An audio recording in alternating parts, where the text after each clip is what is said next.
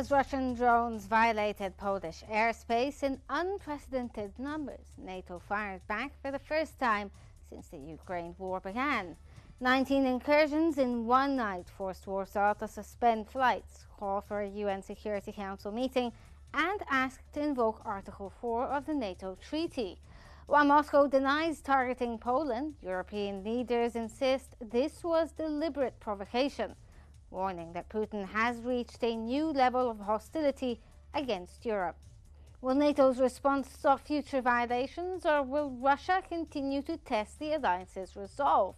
And could Poland's warning of a World War II-level threat become a reality? These are questions that we're going to continue to ask here on In Depth. Welcome.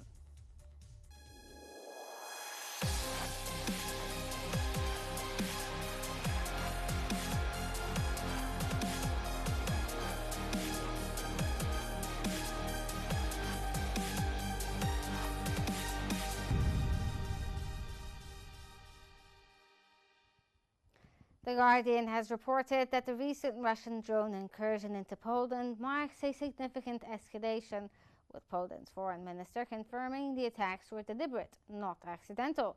This action, coming after a previous drone incident and other aggressive moves, shows a dangerous pattern of Russian behavior, extending beyond Ukraine's borders and challenging NATO. Russia's denials and attempts to shift blame are seen by Poland as a typical disinformation strategy, mocking international peace efforts. The incident has prompted an emergency UN Security Council meeting as Poland seeks global attention and concrete support for its air defenses from allies. Ukraine's President Zelensky has seized this moment to advocate for a joint European air defense system, highlighting the need for a unified response to the growing threat. The event underscores the real risk of the conflict spilling over, proving the war is not confined to Ukraine.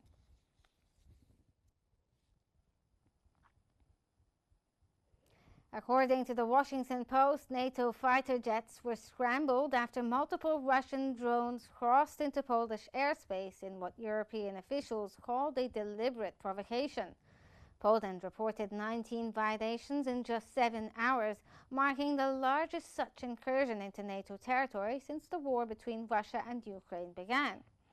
The incident, which came amid Moscow's heaviest aerial strikes on Ukraine since the war began, prompted Warsaw to call for an emergency UN Security Council meeting. NATO confirmed it was the first time its aircraft had engaged potential threats in Allied skies, with Dutch F-35s intercepting drones. Russia denied targeting Poland, while Belarus claimed some drones lost course. European leaders, however, insisted the attack was intentional. EU Foreign Policy Chief Kaja Kallas warned it was a game-changer, while German Defense Minister Boris Pistorius said that drones were deliberately directed. The incident heightened fears of war spilling into NATO territory.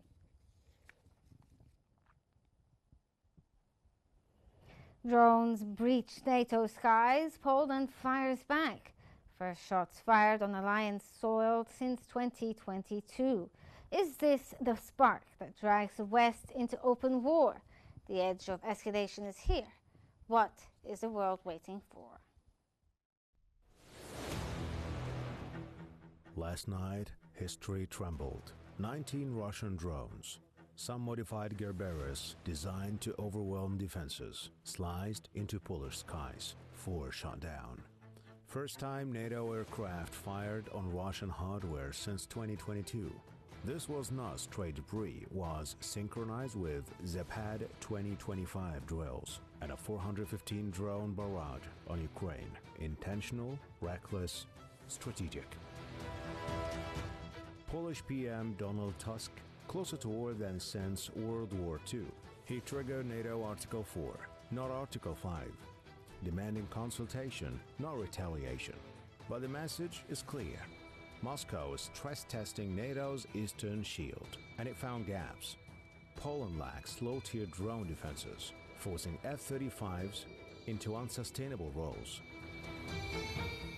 Allies rallied. Dutch jets, German Patriots, Italian AWACS, Czech Republic deploying Mi-171 helicopters for low-altitude patrols. But Washington's response?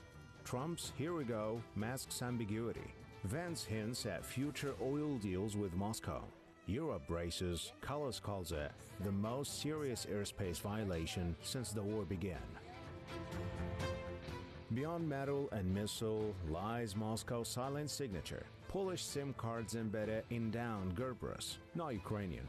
This wasn't drift, it was digital breadcrumbs. A months-long reconnaissance campaign, says the Institute for the Study of War, designed to map radar blind spots and civilian panic points, while jets roared overhead.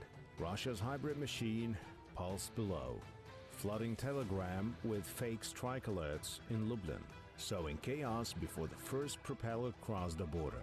Poland's greatest vulnerability was not its F-35s. It was its unshielded information space. The battlefield now stretches from the stratosphere to the smartphone.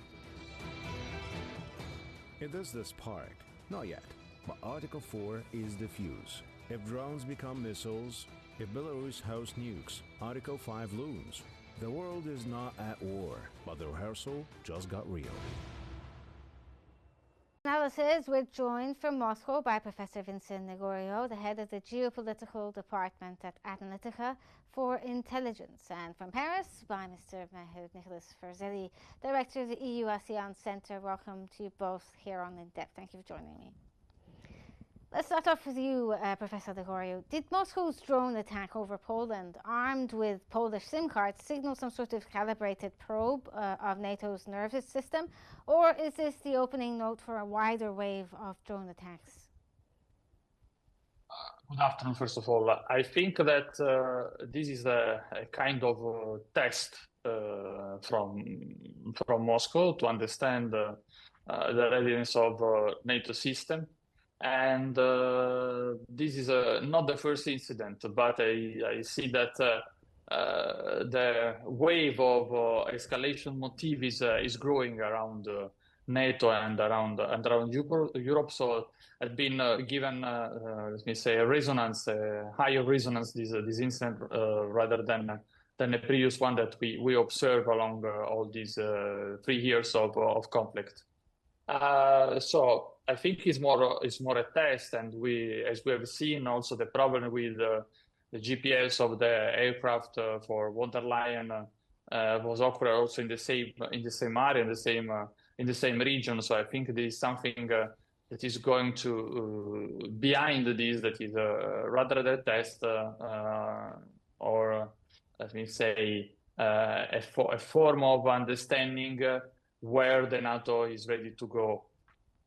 Okay, Mr. Ferzelli, if we can get your take here now. Several European leaders have also expressed deep concern about the most recent incursion into Poland.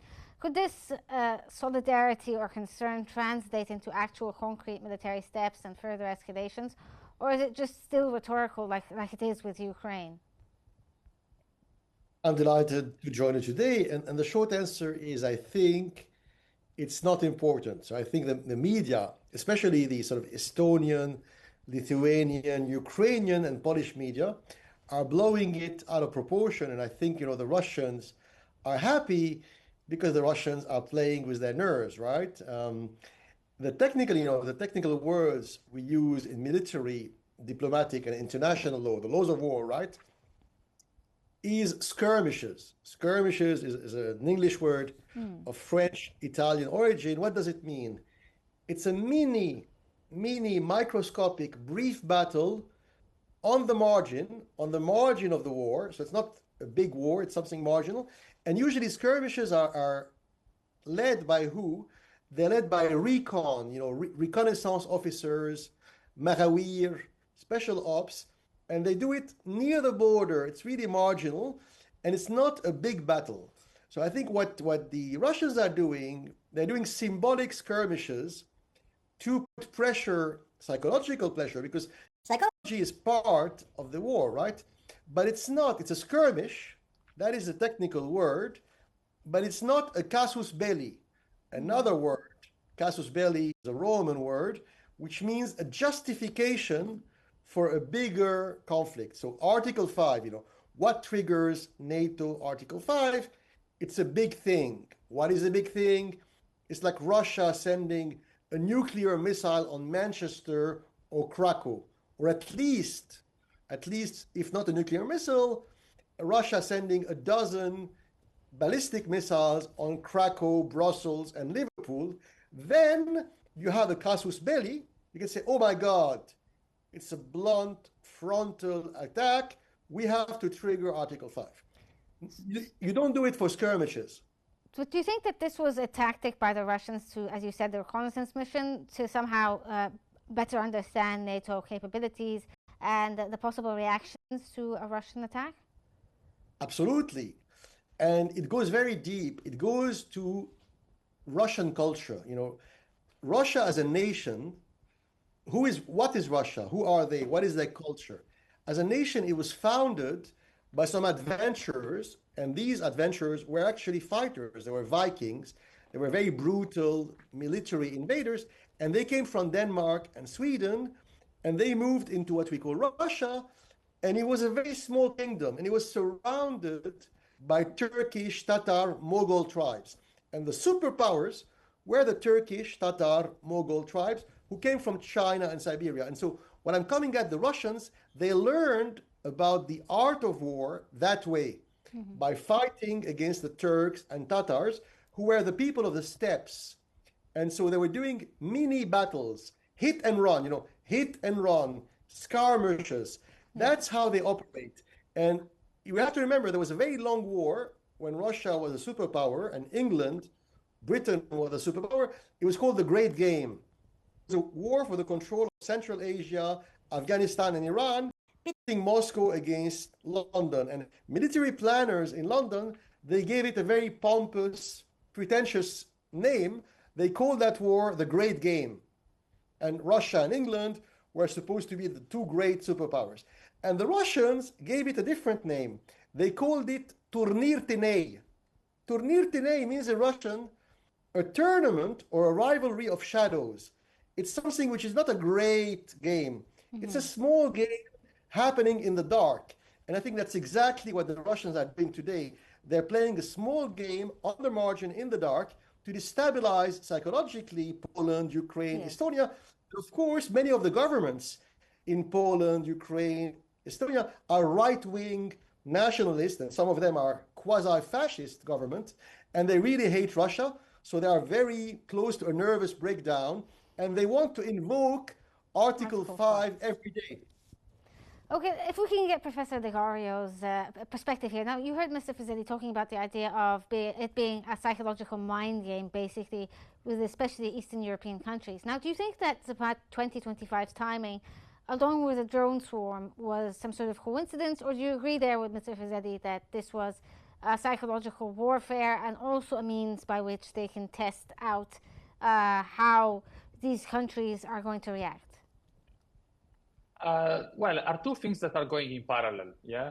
So Zapad 2025 is, as you say, a planned exercise that is planned every 4 years, yeah? So on the territory of Belarus, so it's something, we know that Belarus and Russia, they are a union state, so basically on certain policy, they act together, as in the European Union, for instance. So are two things that are going in parallel. And as we noticed in the last period, Russia is playing a lot on the nerves, a lot on psychological war. Especially in Ukraine, we know that flyers have been ejected from drones, and in the region of Donetsk, but even more inside the territory, the ground where the battlefield is currently open. So I think that these are two things moving in parallel. One is an exercise that is going and will go in the future, and went in the past, even prior to this conflict, exactly in September of 2021. So I don't see as a coincidence. I see rather than two military policies that are going in parallel. And Yes, we have to understand one thing, just to recall what my historically recall what my colleagues were saying from Paris. All the action of Russia historically were devoted not to expand the territory, but always to defend the territory. So I don't see that Russia will have the intention to move to Baltics or to move to Poland in an open battlefield. Yeah. So the exception of Ukraine. But you think that this is, I mean, yes, they may not want to expand territory, but it's a way to deter, further action militarily. It's a fear tactic, basically. Yes, I think that is to see, not to deter, but to see till which point NATO is ready to act. And this is for Russia. We have to interpret Russia because it's different to sometimes, and it's difficult to interpret Russia. This is a form of deterrence for Russia than attack. When we say, okay, but Russia attacked Ukraine, but Russia thinks that Ukraine is part of their space historically. Yeah, so it's a different analysis and a different perspective from NATO, but even from Western or other perspectives. So we have to be very careful when we analyze what's going on and how Russia is moving in certain regions or in certain action and policies. Okay, Mr. Fazeli, now Poland shot down the drones with F-35s. Can Europe somehow build a true drone defense there before Moscow sends out the next wave? And do you agree with also Professor Lagario's analysis there that this was not intended as an act of war or an idea of an expansion? Yes, I agree fully with my esteemed Italian colleague, Vincent Ligorio. I think the media, once again, I'm not saying this to defend Russia. I have absolutely no sympathy personally for Vladimir Putin or Russian government, and I personally believe that they are very bureaucratic and quite incompetent. But I'm not saying this to defend them, but I'm saying this to critique NATO and to criticize the Polish and Estonian and, of course, the Ukrainian government, who are completely deluded, self-deluded extremists. And when they speak to the news media in the West, in America, England, and France, if you listen to the government of Poland and Ukraine, you would be led to believe, if you believe what they say, that Russia wants to conquer the world or Russia wants to invade Manchester and Marseille. Nothing could be further from the truth. The Russians are a mid-sized power, declining slowly with a very bureaucratic, clumsy government. And they are not in the business of conquering Poland and Czechoslovakia. It's a lie. It's a big lie invented by NATO hardliners. And I think we have also to remember sometimes dirty internal domestic political issues, they can explain the behavior of the government on the international stage, right? We've seen it with Macron in France.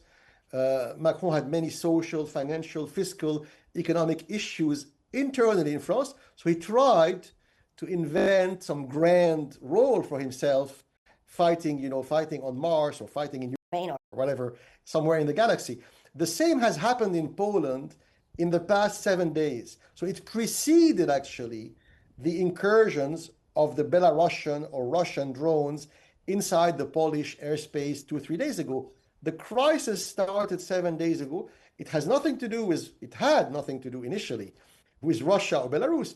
It's 7 days ago, Polish opposition journalists from the right and the left, they revealed that many MPs of the party, the ruling party of Donald Tusk, many of the MPs and ministers of the current... Mr. Fazeli, I apologize, but I have to cut you off there because we're going to live footage of Washington where the US President Donald Trump is giving a speech on the anniversary of the 9/11 attacks.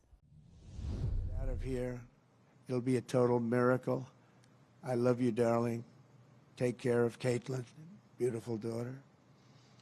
3 minutes later, the tower fell. Out of the ash, we witnessed the awesome power of that incredible love. We've seen it rise again. Out of the wreckage, we watched unbelievable courage suddenly take form. And out of the darkness, we saw the timeless truth. American character shine for the world to see. In America, we take blows, but we never buckle. We bleed, but we do not bow. And we defy the fear, endure the flames, and emerge from the crucible of every hardship stronger, prouder, and greater than ever before. Last year, we were a dead country. Now we have the hottest country anywhere in the world. In New York, there were heroes like Chuck Costello, a 46-year-old elevator mechanic, and a member of the Knights of Columbus. He selflessly ran into the World Trade Center to free people trapped in the elevators. His body was not found until the following January, deep under the debris. While going through his belongings, Chuck's widow, Mary, a phenomenal woman, discovered a personal prayer written in his own words, "Help me to light the way for those in the dark, and when I enter the darkness, let me not panic, but patiently wait to remember the light." Beautiful words. When the time came, Chuck ran boldly into the darkness of hell on earth, and now he shines in the light of heaven above. We remember him this morning. That day we learned that the American heroic spirit was all around us. We saw it in the police officers, the great firefighters, the service members here at the Pentagon, and in the hearts of every American who answered history's call. One such hero was Army Sergeant First Class Steve Workman, who was on the edge of the impact zone when this incredible Pentagon was hit. He was right there. After leading hundreds of people to escape routes, Steve turned back and plunged into the inferno itself. Pushing through the debris, he came upon a severely burned Navy lieutenant, the only survivor from the Navy Command Center. Only one. The wounded lieutenant looked into Steve's soul and said, "Don't let me die." Steve replied, "I won't. I've got you. Just hang on." He wheeled the lieutenant out of the wreckage on the back of a maintenance cart before getting in the ambulance and taking him to Walter Reed Hospital. That man Steve saved, Lieutenant Kevin Schaefer, went on to join the elite team of CIA operatives who located Osama bin Laden. Steve, you're an American hero. We appreciate it. We appreciate what you've gone through. Please stand. Please stand. Where are you? Oh, good-looking man. You're a good-looking guy. You remember that day. You remember that day. Good. Thank you very much, Steve. That was something. That was something. In the years that followed, America's warriors avenged our fallen and sent an unmistakable message to every enemy around the world. If you attack the United States of America, we will hunt you down and we will find you. We'll go all over this sometimes magnificent earth. We will crush you without mercy and we will triumph without question.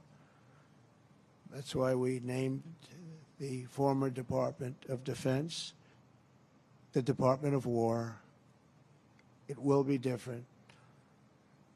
We won the First World War. We won the Second World War. We won everything before that and in between. And then we decided to change the name. Well, now we have it back to where we all want it. Everybody wanted it. Everybody is so happy to have it back. You will fail and America will win, win, win. The enemy will always fail. 24 years have passed since that Tuesday morning in September, and an entire generation of Americans have come of age in a totally different world. While they cannot remember the agony of that day, they are carrying on the legacy of those who lost. Around 8:30 a.m. on the morning of the attacks, Army Lieutenant Colonel Kip Taylor sent an email to his friends and family describing the joys of fatherhood and his excitement for the upcoming birth of his unborn son. He wrote, "After you have kids, there are days that you just get going and you say, 'Hi, honey, I'm home.' What we do until that moment pales in comparison, but just that little statement, 'Hi, honey,' so American, so beautiful. But that's really the point of it all, isn't it?" An hour after he sent that email, Flight 77 flew into Colonel Taylor's Pentagon office and claimed the life of a very proud father and true patriot. 6 weeks later, on October 25th, 2001, Colonel Taylor's son, Luke, was born. Luke then tragically lost his mom to cancer when he was just 2 years old, leaving him to be raised by his father's brother. As a young boy, Luke asked his uncle about the folded flag on the bookshelf, and when he learned about his dad's decades of devotion to the Army and the horrors of September 11th, that's when he learned. Luke carried that memory with him and joined the ROTC as a college freshman. He graduated just last year, and I'm pleased to say he is with us today as a second lieutenant and doing very well. He's rising quickly in the infantry, preparing for Army Ranger School. The spitting image of his dad, they say. Luke says that every time he puts on a uniform, he feels connected to his father and to our country. But it was a father he never knew. Luke, your parents are together in heaven, and they could not be prouder of the man that they have produced. They produced you. Those two great people produced you. Luke, please stand.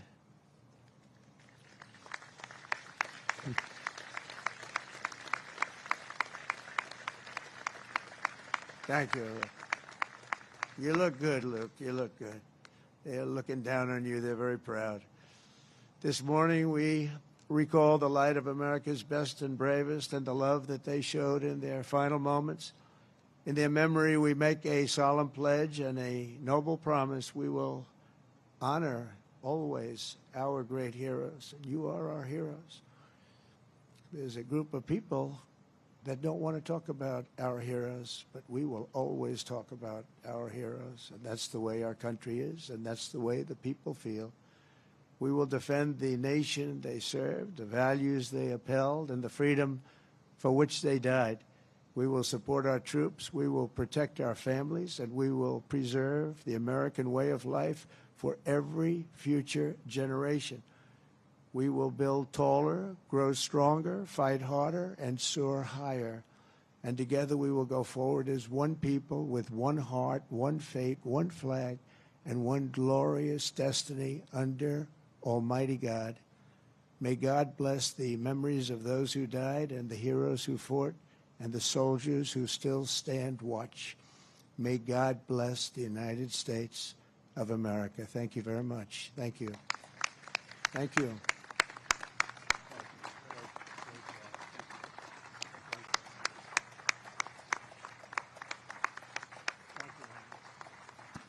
Ladies and gentlemen, please remain standing for the singing of God Bless America, and remain standing for the benediction.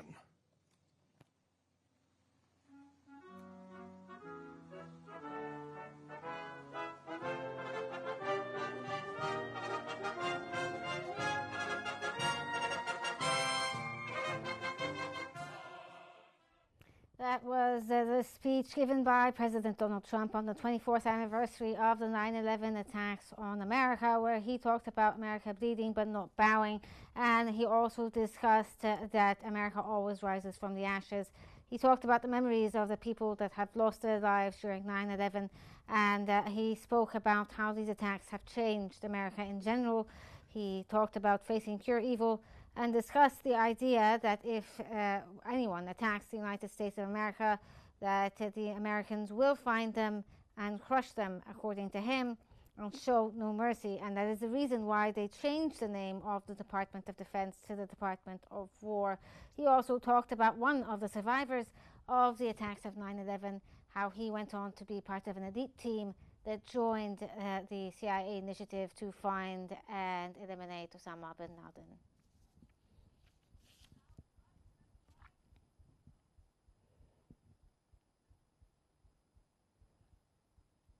Well, unfortunately, we're out of time, but that was Professor Dr. Vincent Lugario, head of the Geopolitical Department at Analytica for Intelligence, and Mr.